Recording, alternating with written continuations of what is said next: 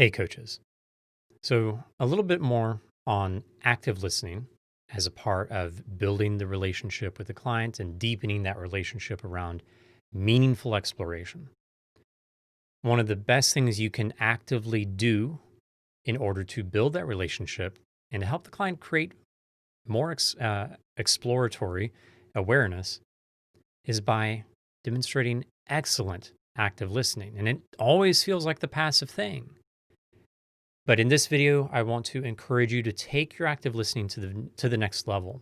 And we'll be practicing some things in our live session in order to facilitate this process. First off, we've been talking about 1, 2, 3, 1, 2, 3, 1, 2, 3. And at this point, we should be able to move towards 5 of those. 1, 2, 3, 1, 2, 3, 1, 2, 3, 1, 2, 3, 1, 2, 3.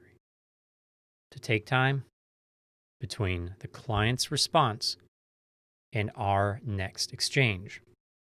But more is needed. Definitely more is needed because we want to go beyond watching ourselves in the midst of active listening and being present, being there with the client and reflecting with the client on what they have said.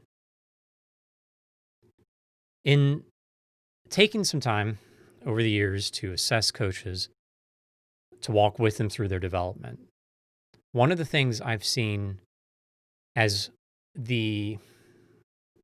probably I would say the most easy way or clear way you can see a coach's ability to actively listen. It's not in their ability to keep time. It's not even necessarily in how much space there is between the client's language and the coach's next question. I would say if you could get a hold of any video of yours, any video of any coach and client doing coaching, the better the coach, the better the breath. If you watch the breath of the coach, those coaches who are more capable, who are more confident in the process in themselves, the process and the client, those who are able to demonstrate full partnership and deep listening, they give themselves time to breathe. They make their breath priority, just like we've said before.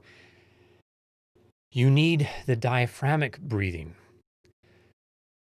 You need the deeper breathing. As coaches, we must not be in fight, flight, or freeze mode with shallow breathing that one takes right before jumping in with the next question, right after the client has spoken, or right after we came to a decision about what to say next, even.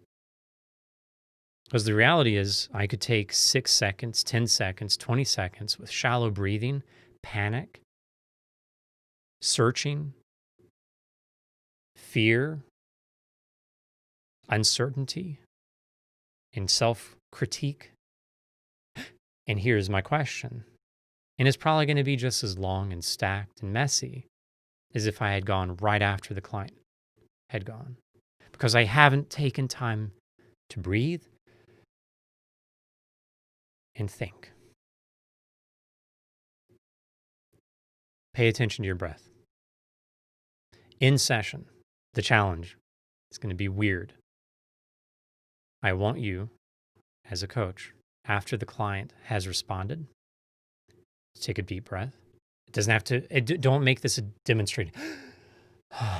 Like, don't demonstrate it because you don't want to take things away too much from the client. Put your hand on your stomach. Take that deep breath that pushes that hand out. Take time. Reflect on the whole of the client and what they've said. And then ask your question. And this is the big weird part, when you're done answering the question, your client, your peer coach, in this case, will give you 5 seconds before they respond.